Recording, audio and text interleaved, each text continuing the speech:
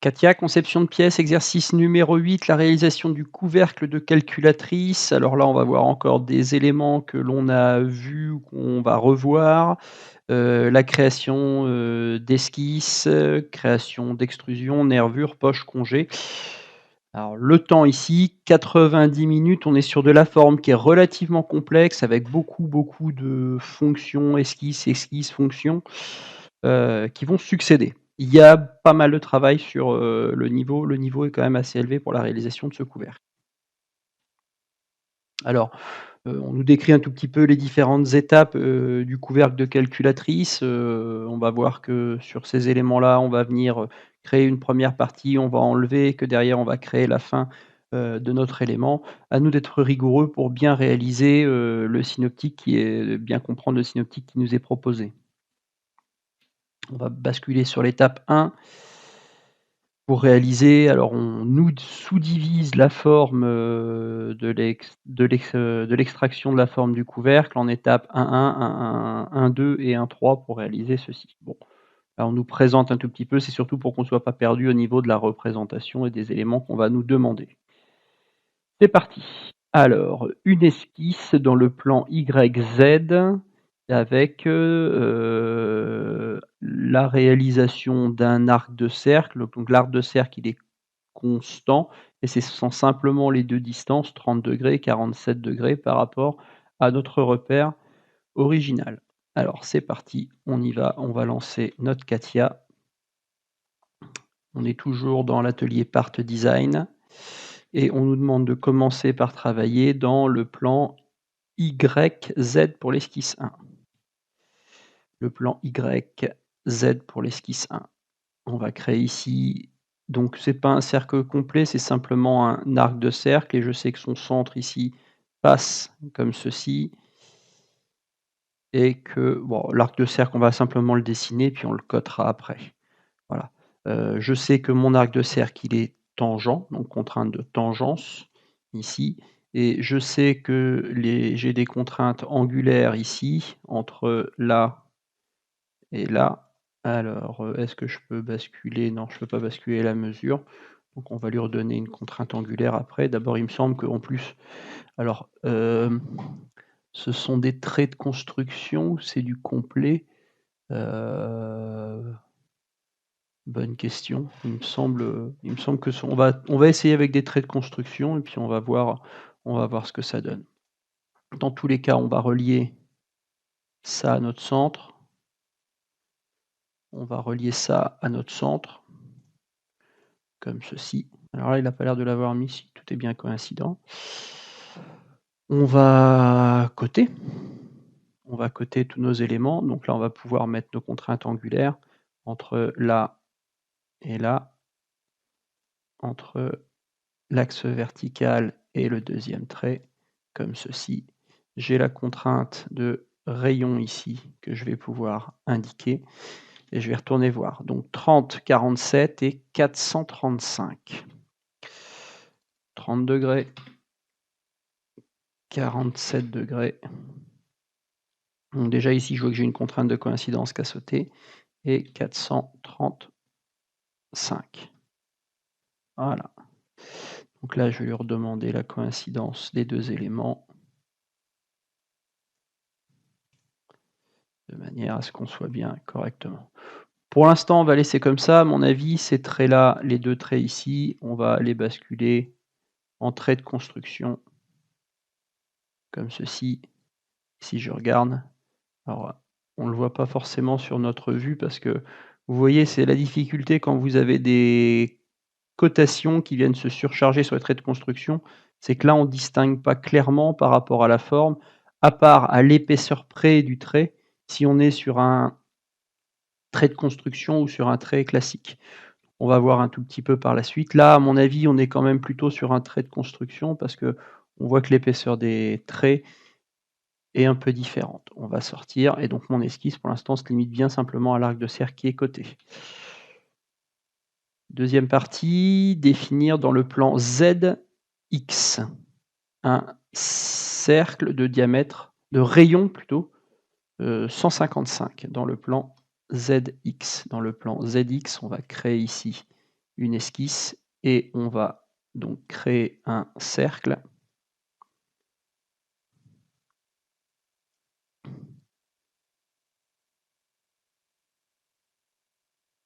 De rayon 155. OK, et ce rayon, il est tangent avec l'axe horizontal.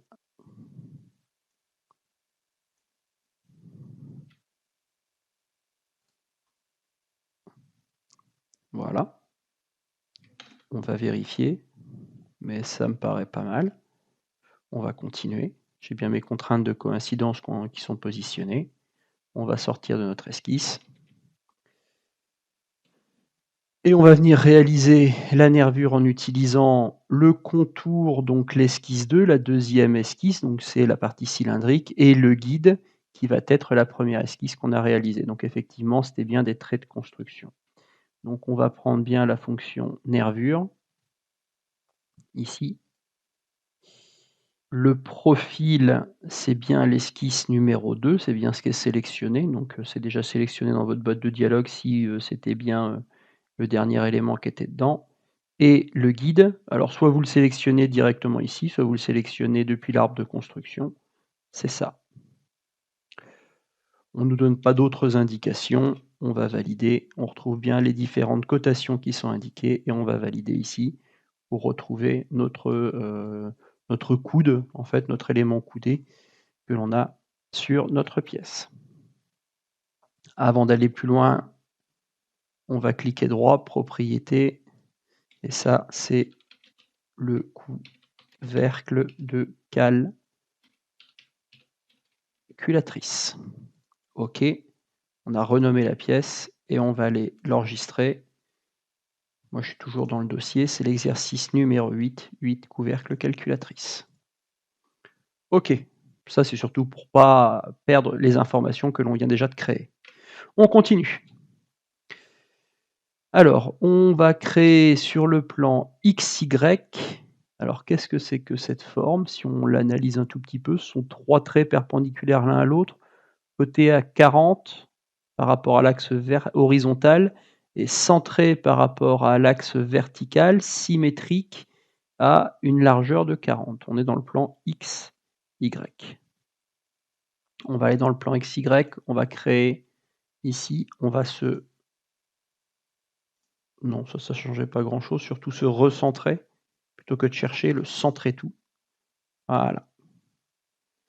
Et donc ici, on a 3 traits perpendiculaires, donc la fonction contour me paraît pas mal pour ça. Il semble qu'on doit être quelque part comme ça. 50 de large. Donc déjà, première chose, on va positionner la symétrie. Et la cotation.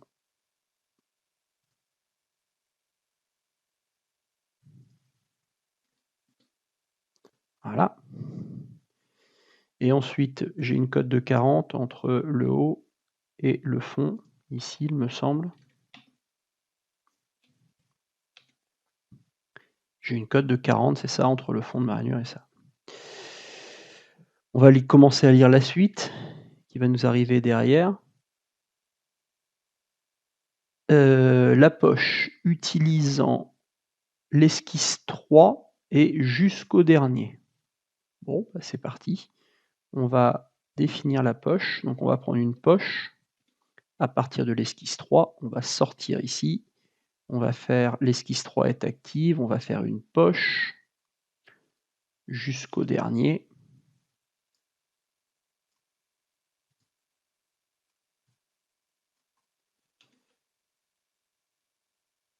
Et les flèches sont bien vers l'extérieur de notre élément. Voilà, il ne nous rester qu'un morceau de notre élément. Donc là, les flèches sont bien aperçues. On retrouve bien les éléments. On va valider par OK. Page suivante.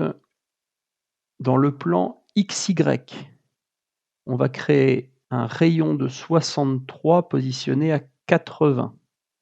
C'est parti dans le plan XY. On va créer un arc de cercle qui est centré ici, comme ceci. Rayon de 63. Rayon de 63, c'est ça. Et le sommet par rapport au bas de la pièce. Le sommet ici, par rapport au bas de la pièce, comme ceci, à 80. Alors là, il faut être rigoureux, hein, parce que toutes les informations qui viennent sont pas forcément faciles à illustrer et à gérer. Bien gérer les plans, surtout, pas vous tromper dans les plans bien indiqués, pour bien se positionner. Donc là, mon esquisse, pour moi, elle est conforme. Une poche en utilisant l'esquisse case jusqu'au dernier. Donc on va reprendre notre esquisse. Ici, on va pouvoir sortir. On va faire une poche jusqu'au dernier. Alors pareil, on va bien vérifier le sens des flèches. Les flèches vers l'extérieur et vers l'intérieur de la pièce. Là, ici, c'est cette flèche-là qu'on va inverser de manière à être comme ceci.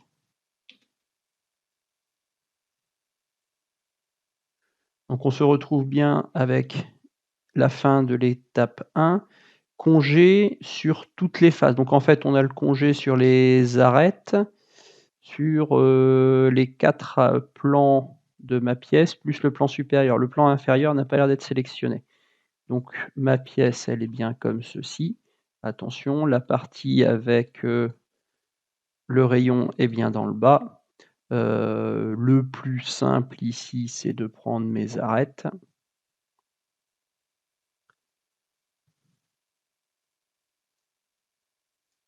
Je tourne ma pièce, il m'en reste une derrière.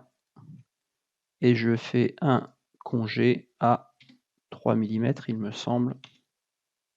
À 3 mm. Voilà, ma pièce, elle se retrouve bien avec les congés de partout. OK. Dans le plan YZ, un trait horizontal plutôt, positionné à 6 mm. C'est parti. Dans le plan YZ, je vais créer ici un trait horizontal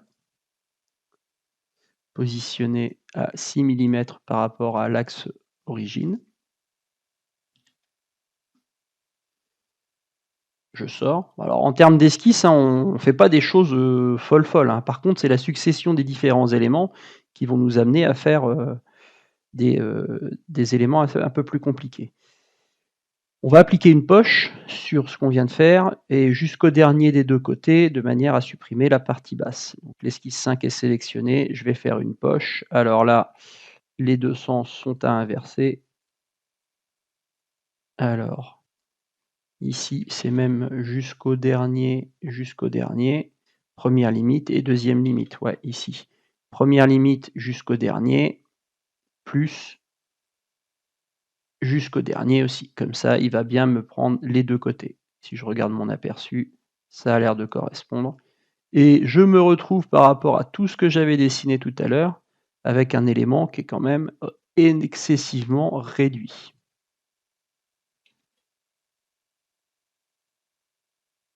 Et on a terminé notre étape 1. Donc en fait, c'est globalement la forme extérieure de mon support de mon couvercle de calculatrice. Voilà, j'ai fini l'étape 1. On va pouvoir démarrer maintenant l'étape 2.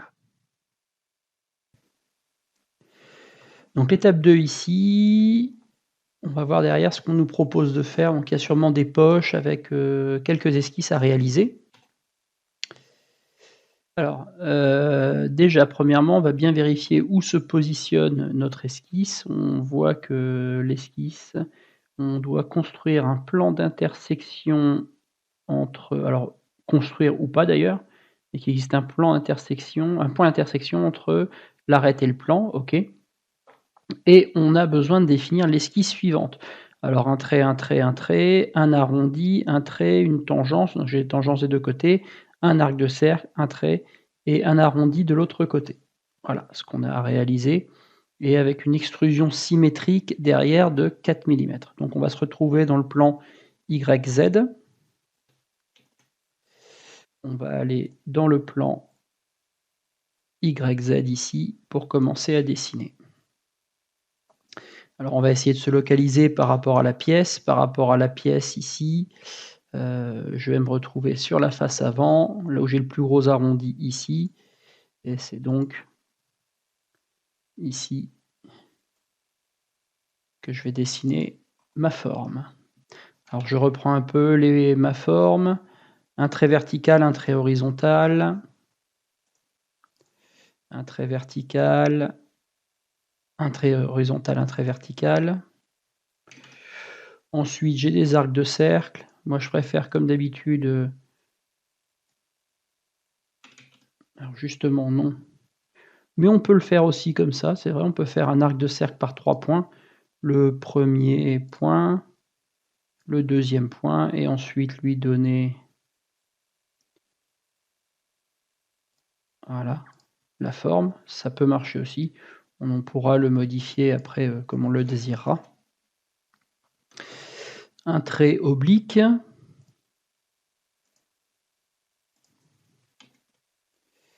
Un arc de cercle.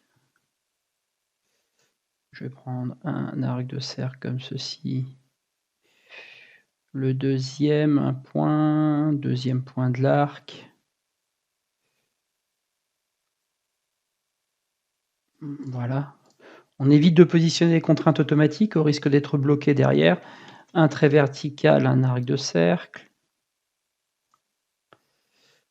Un trait vertical.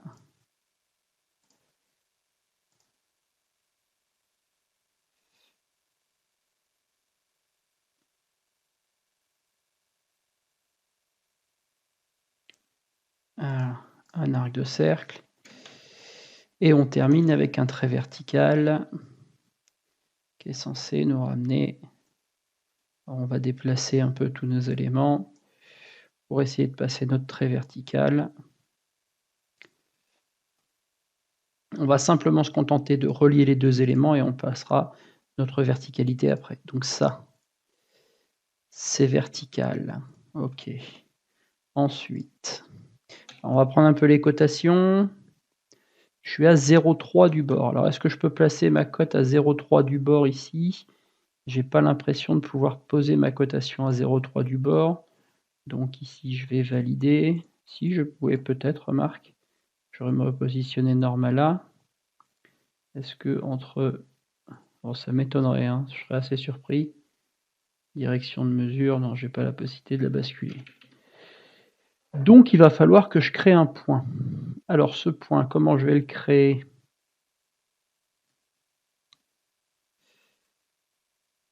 Sachant qu'il n'est pas ici directement. Alors ça, est-ce que je peux le projeter? Ouais, ça je peux le projeter. Je vais prendre l'extrémité ici, je vais prendre le point, je vais dire que ces 2 éléments-là sont coïncidents. Je vais déclarer la projection ici comme étant un point, un trait, pardon, comme ceci.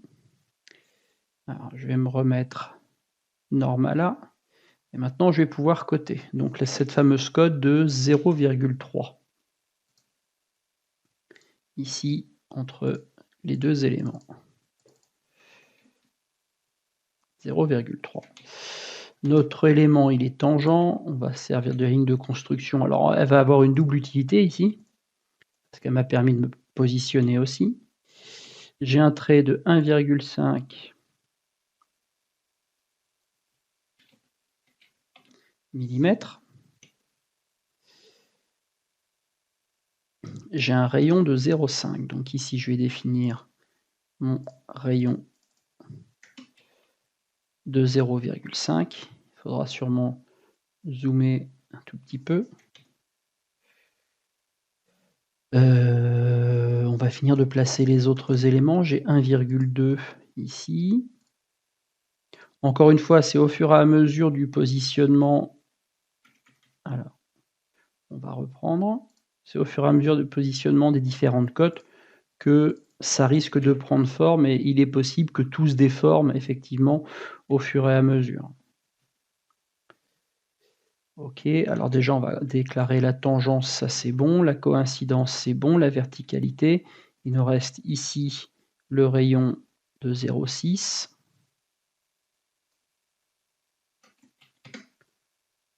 Ainsi, on a un trait ici qui est déclaré tangent. Est-ce que je suis bien tangent entre mes deux éléments ici? Pour l'instant, j'ai pas de contrainte, on va lui demander. Voilà, d'être tangent. On va ajuster notre élément ici. On va gommer l'extrémité. Voilà.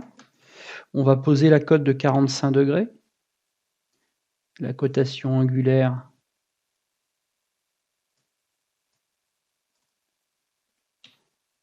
de 45 degrés.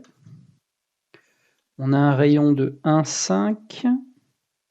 Alors, on va poser d'abord nos contraintes de rayon et après on va positionner rayon de 1,5 comme ceci. Et ensuite on va positionner les cotes ici, donc de 4 sur la longueur de mon trait initial ici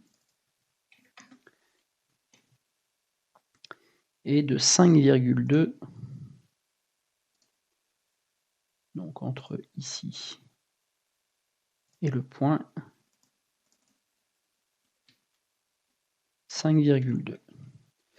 Qu'ai-je oublié?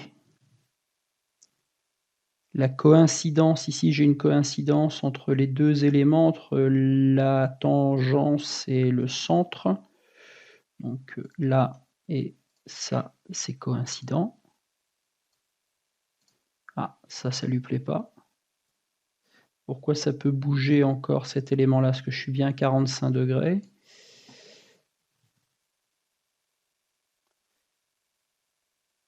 Alors j'ai du 0,5 et 1,2. Donc normalement, si je suis à 0,5 et 1,2,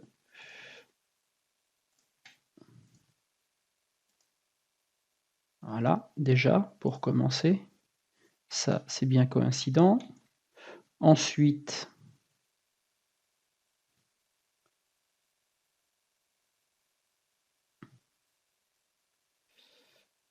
la tangence. Oui, il nous manque la tangence ici déjà aussi, peut-être. Voilà, déjà on va être un peu mieux. Et après, il va nous rester à placer le rayon de 0,6 ici. Et donc, ils sont tous les deux bien alignés, ces deux traits. Donc, en fait, le problème ici est que le centre, on va le caractériser, on va lui attacher un trait de construction horizontal, comme ceci. Et on va dire que ce trait de construction, il est coïncident avec ceci. Voilà. Voilà comment on y arrive. Alors, dans mon esquisse ici, je vais positionner mon trait ici comme étant un élément de construction aussi. Sinon, il va me bouler au moment où je vais vouloir que le point est en dehors de l'esquisse qui est fermée, donc il y aura forcément un problème. Et mon esquisse est conforme. Je sors de mon esquisse. Ça n'a pas l'air de poser de problème. Et je vais faire mon extrusion. Mon extrusion, effectivement, passe. On me demandait une extension symétrique et la valeur numérique, c'était du 4 mm. Donc on va prendre 4 mm ici sur mon extrusion. Voilà. Là, c'est la partie qui risque de me permettre de fermer mon couvercle de calculatrice. La suite. On va créer l'esquisse suivante. Donc on est sur le plan supérieur déjà. Ça va, c'est assez simple à comprendre. Et on nous propose de réaliser donc 3 traits perpendiculaires les uns aux autres avec un raccordement circulaire de tout l'élément. Ça, c'est centré, c'est bien symétrique par rapport à l'axe vertical, 47 mm, et le positionnement à 23 de mon rayon de 60,5. Allez, c'est parti. On va commencer par poser mon rayon. Je sais que mon rayon il est aligné et volontairement, je le positionne en dehors de ma surface. 60,5 et à 23 mm.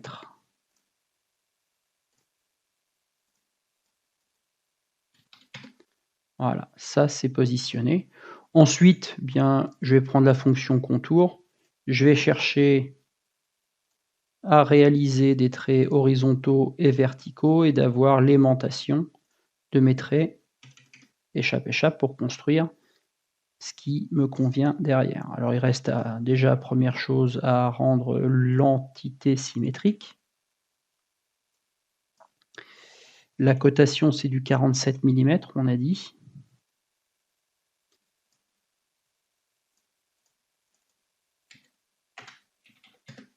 Voilà.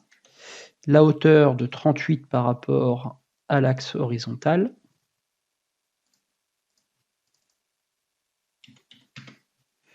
Tout est vert, on va venir ajuster et gommer. Je double-clique sur ma gomme et je viens ajuster à droite et à gauche. Pour moi, mon esquisse doit être complètement contrainte. J'ai pas raté d'éléments, non. On nous demande de faire une poche en utilisant l'esquisse 7, celle qu'on vient de construire, avec une profondeur de 2 mm. Allez, on sort de notre esquisse et on fait notre poche de longueur 2 mm. Aperçu. Alors là, j'ai l'impression quand même que la poche, elle n'est pas dans le bon sens. Moi, j'aurais bien fait inverser la direction parce qu'on va venir creuser à l'intérieur, comme ceci. Si on fait la poche dans l'autre sens, ça n'a pas de sens, on verra strictement rien du tout. OK, étape 2. Ensuite, réaliser l'esquisse suivante. Donc on va venir reprendre l'esquisse qu'on vient de, ou la forme qu'on vient de faire. On va, alors si on lit un tout petit peu, réaliser l'esquisse suivante sur la face, donc on est sur le fond de la poche qu'on vient de faire. On va sélectionner la face, cliquer sur décaler et faire un décalage de 4,5 et refaire un autre décalage de 5,5. Donc ici, je suis bien au fond de ma poche. Je vais créer une esquisse. Je suis au fond de ma poche et je viens chercher la fonction décalage qui est ici dans décalage. Alors décalage, je dois pouvoir directement le mettre dans ma barre ici. Si je lui mets du 4,5, entrée, on n'oublie pas de valider par entrée. Il me l'a créé. Ah, sauf que le décalage, il n'est pas dans le bon sens. Est-ce que je peux éditer avec du moins 4,5? Est-ce que ça marche? Et bien voilà, c'est magnifique. On va réaliser exactement la même chose, ici, refaire un décalage, et on va lui indiquer du moins 5,5. En fait, le signe positif ou négatif est surtout en fonction du positionnement de la souris au moment où je le fais. Si ma barre d'outils, je pense, avait été en bas à droite, effectivement, j'aurais pas eu besoin de le faire. J'ai créé mes deux entités. Alors encore une fois, on gagnait excessivement de temps, parce que s'il avait fallu redessiner l'ensemble des traits, recoter et retrancher les différences de rayons, on aurait mis un petit peu plus de temps. Et ça, on va l'extruder d'1,5. On sort de notre esquisse, on extrude 1,5 et on valide. Ah, on n'était peut-être pas dans le bon sens. Encore une fois, quand on va trop vite, voilà, c'est exactement ce qui se passe. Là, j'extrude vers l'intérieur, ça n'a pas de sens d'extruder vers l'intérieur. On veut aller trop vite et on ne regarde pas ce qui se passe. Et voilà, je me retrouve bien avec mon extrusion. Alors, créer une esquisse. Donc, on est toujours sur le fond. On va créer une esquisse. Bon, c'est un rectangle. Jusque-là, ça va. 23,8 et 47,5, c'est pas symétrique, donc c'est pas symétrique verticalement, donc je pourrais pas utiliser la fonction symétrie. Par contre, ça l'est horizontalement. Et 24,5. Donc, on va cliquer sur le fond, créer notre esquisse, prendre notre rectangle, positionner un rectangle au hasard. Je sais que verticalement, je suis symétrique, mais pas horizontalement. Donc horizontalement, j'ai une première cote comme ceci, et j'ai également une deuxième cote sur la totalité. J'ai une troisième cote sur la largeur de ma poche. Voilà. Là, j'ai simplement dessiné sans côté. Maintenant, on va s'attarder et revenir sur les cotes. 24,5, 23,8. Alors, 24,5. Bon, ceux qui ont de la bonne mémoire visuelle, hein, ils peuvent tout faire de tête. 23,8 et 47,5. Voilà. Mon esquisse est verte, intégralement cotée. Je peux sortir. Et là, on me demande de faire une poche de 0,5. Je vais faire ma poche. Encore une fois, je ne suis pas dans le bon sens. Poche. Allez, je ne vais pas mettre de 0, 0,5. Voilà. Ma poche, elle est bien réalisée sur ma pièce. On continue. C'est fait. On peut passer maintenant à l'étape 3. Donc dans l'étape 3, il va nous être demandé de réaliser la partie arrière de mon couvercle, celui qui va venir se clipser et à mon avis s'articuler en liaison pivot sur ma calculatrice. On continue. Donc avant de continuer quand même, dans notre CATIA, ce qu'on va se faire, c'est quand même une sauvegarde. On est sur une pièce, donc le enregistrer, il passe bien. Là, ça serait dommage, il y a quand même pas mal de travail, donc pensez à sauvegarder régulièrement. Encore une fois, hein, quand on est dans le feu de l'action et qu'on réalise, on pense jamais à sauvegarder, sauf que quand ça crache, c'est là où on pense et on se dit qu'on aurait dû sauvegarder. Alors, dans le plan YZ, on va réaliser une esquisse composée de 3 traits perpendiculaires et d'un cercle. 2 mm, mon cercle, alors non, c'est pas tout à fait un cercle, effectivement, ici, il y a 2 traits à l'extrémité de mon cercle. Bon, je pense que peut-être le plus simple, c'est de dessiner un cercle, c'est ce qui a été fait à mon avis ici, et de gommer derrière. On voit que les parties qui sont ici sont les parties qui ont été gommées. Allez, c'est parti. Et derrière, on extrude symétriquement de 20 mm. On n'y est pas. Pour l'instant, on va se contenter dans YZ ici de créer notre esquisse.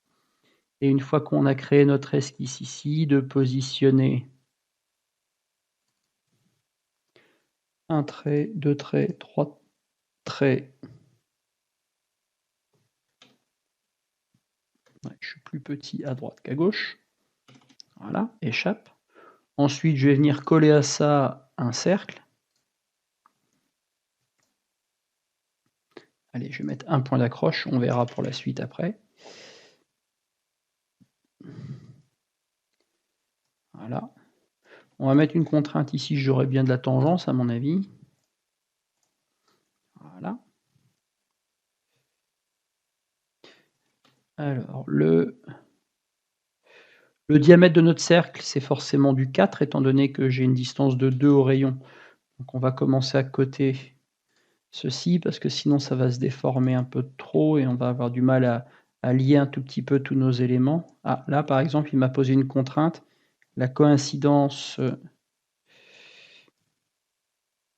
j'ai une contrainte de coïncidence qui va m'embêter ici, donc je vais la supprimer et j'irai la modifier après si besoin. Non, mais en fait, ma coïncidence, elle était par rapport au centre. Donc si c'était bien ça, c'est ça. J'ai une coïncidence entre ça et ça. Voilà. Voilà. Et que j'ai alors une coïncidence entre l'extrémité comme ceci. Alors comment est-ce qu'on va positionner notre élément? Il est coïncident à la partie haute de ma pièce. Alors, qu'est-ce que je peux venir chercher ici? Est-ce que je peux venir chercher ça? Oui, ça a l'air d'aller. Ça, c'est bien coïncident. Et par contre, il va falloir que je vienne chercher l'extrémité. Est-ce que j'ai un point qui s'offre à moi? Magnifique. Un point qui s'offre à moi comme ça. Coïncidence, ok. Voilà, ça s'est positionné. On va commencer à remonter un tout petit peu notre élément. . Alors, on va mettre notre code de 2 mm aussi, c'est pas ça ne coûte rien. Oui, bah, forcément la cote de 2 millimètres elle existe si je mets un diamètre de 4, oui forcément. Ça c'est le genre de cote, qui, nous provoque des surcontraintes. Que ici je vais partir du centre de mon cercle ici, est-ce que je peux aller lui demander de venir chercher la projection? Non, il me la trouve pas, donc on va la prendre comme ça, comme ça. Échappe, on va demander que ce trait-là ici soit vertical. Ah, il a pris les 2 traits, je vais demander qu'un seul trait en verticalité. Verticalité, tangence, ça c'est bon. On va mettre la cote de 2 en bas et la cote de 4 en tout. Ici, j'ai bien une cote de 4. J'ai eu mon diamètre, donc normalement je pense pas en avoir besoin. Peut-être qu'après avoir gommé les éléments, il va peut-être me redemander des choses. Non, mais même pas. Voilà. Là, je me retrouve bien avec les contraintes qui m'ont été demandées et une extrusion symétrique de 20 millimètres. Je peux faire mon extrusion longueur 20 millimètres et je fais mon extension symétrique, ma fonction miroir. Ça passe, OK. Donc vous voyez, hein, quand même, l'arbre de construction, il commence à être, relativement développé, hein. OK, on passe à la suite. On va réaliser l'esquisse sur la face. Donc l'esquisse, c'est tout simplement un trapèze. Mon trapèze, il est symétrique par rapport à la face et on nous demande de créer une poche jusqu'au suivant. Donc un trapèze de 24, on est coïncident ici entre le bas et le haut et un angle de 30°. C'est parti. Donc sur la face supérieure ici, je vais venir créer une esquisse. Mon esquisse, c'est un trapèze. Est-ce que le trapèze, je l'ai quelque part dans les formes de base? Apparemment non. Donc on va prendre la fonction ici. Clac, clac, clac, clac. On va faire notre trapèze et on va construire au fur et à mesure les coïncidences. Alors, je vous rappelle, hein, il est préférable de rajouter la coïncidence parfois plutôt que d'avoir quelque chose qui est créé automatiquement. Là, je vais récupérer mon système d'axes. Alors c'est pour ça qu'au départ, ça peut paraître intéressant quand même de bien penser au moment où vous allez commencer à dessiner, d'orienter votre système d'axes pour le récupérer, surtout quand vous avez des symétries. Et le 30°, il est entre mon axe vertical et ça. Donc j'ai bien un 30° ici, là et là.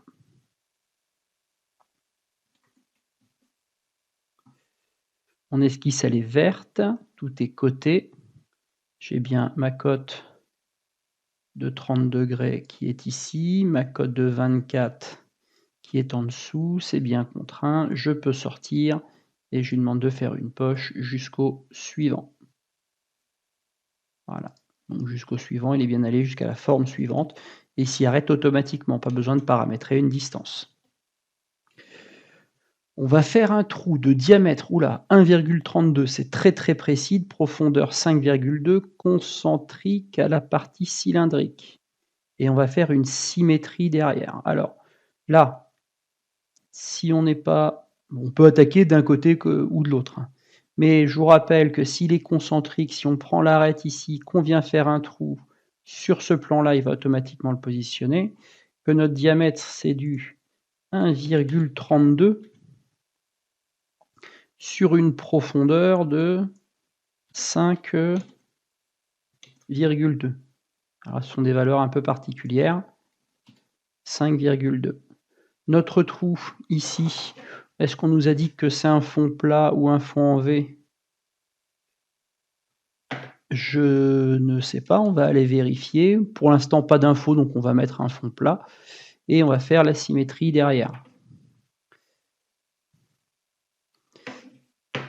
Ça c'est bon. OK, mon trou il est bien fait ici. Et donc je vais prendre ma symétrie de fonction ici, ma symétrie de fonction qui est bien ici. Je vais faire élément de symétrie, donc il est là, mon élément de symétrie. et l'élément, il a bien été créé, il prend automatiquement le dernier élément et ma symétrie est faite. Je me retrouve bien avec mes trous de chaque côté. On nous demande de réaliser un congé sur la face indiquée. La face indiquée, c'est le fond. Donc ici, on va venir se réaliser un congé de 1 millimètre. Donc il va faire un congé d'1 millimètre, là, relativement simple. On fait notre congé. Réaliser un congé d'1 millimètre sur les arêtes indiquées. Alors sur les arêtes indiquées, ici, on va se retrouver avec quoi comme arête? Parce qu'il va propager forcément. On doit pouvoir prendre, on va prendre, l'arête qui est ici et ce plan-là, le plan et l'arête, et on va faire ici, c'était du 1 millimètre également. Il nous crée bien l'ensemble des éléments. Et voilà. Et en fait, on vient de terminer notre pièce. Alors ça, c'est le plan détaillé si on avait à le côté, la vue isométrique qu'on a qui est réalisée, qui correspond bien à globalement notre vue en 3D de notre couvercle ici. Donc on a fait quand même pas mal de fonctions, on a vu pas mal de choses. Le tuto n'est pas excessivement compliqué. La plus grosse difficulté, c'est la rigueur et de ne pas oublier de construire par rapport au plan au départ. Voilà. Là, on se retrouve quand même avec, il commence à y avoir un tout petit peu de complications et de difficultés dans la réalisation de formes. Alors, on peut croire qu'elles sont compliquées, mais en fait, c'est simplement les congés qui rendent les formes un peu plus compliquées. Le plus dur, je pense que c'est la partie initiale avec la réalisation de tous les éléments. On pense à sauvegarder. Ici, je sauvegarde mon élément, mon couvercle de calculatrice et on en vient d'en terminer avec l'exercice 8.